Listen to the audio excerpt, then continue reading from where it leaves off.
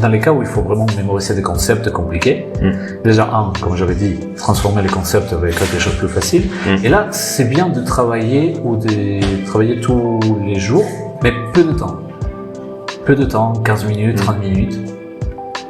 Je me rappelle que quand j'étais en train d'apprendre le japonais, il y a un truc que tu dois apprendre l'alphabet. Il s'appelle Hiragana et Katakana.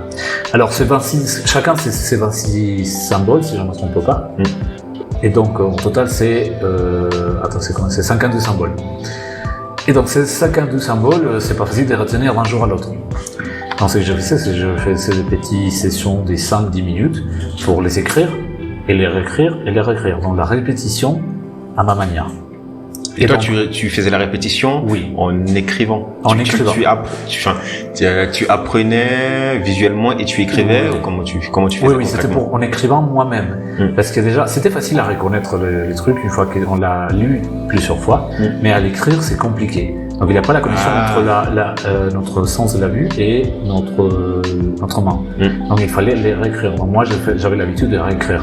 C'est pour ça, moi, même pour des trucs qui sont de réflexion scientifique et de raisonnement physique, il fallait réécrire. Parce que comme ça, j'apprenais, ça m'aidait à apprendre des formules. Ça m'aidait à apprendre, et écrire les unités aussi, ça m'aidait à apprendre des formules.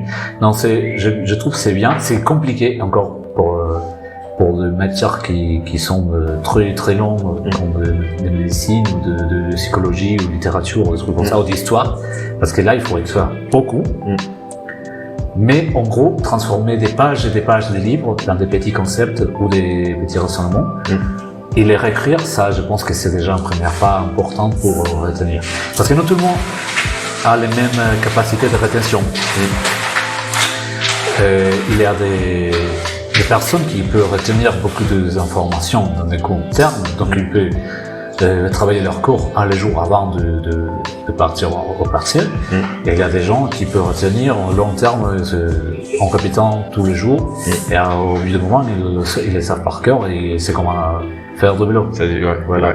Donc voilà, c'est surtout mon conseil pour n'importe quelle matière, c'est commencer en avance et de réécrire ce qu'on peut réécrire et simplifier les choses qui sont compliquées. Voilà, c'est les 3 conseils principaux que je donne pour n'importe quel métier.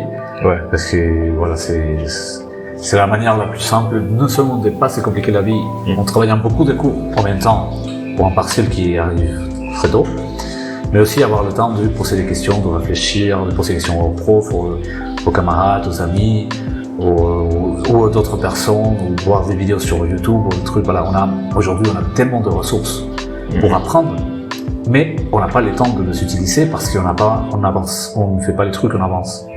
Donc il faut s'organiser. Moi j'ai travaillé le week-end parce que j'avais rien à faire le week-end. Il y a des gens qui ont des trucs à faire au week-end.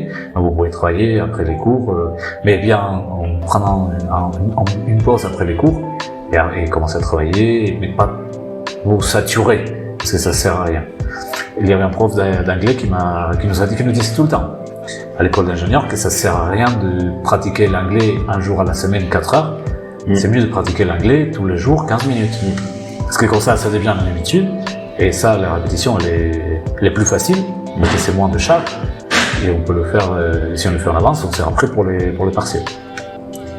Voilà. C'est également ma méthode. Et les révisions quotidiennes, et le fait de travailler tous les jours, c'est vraiment quelque chose que je trouve vraiment efficace et que je recommande.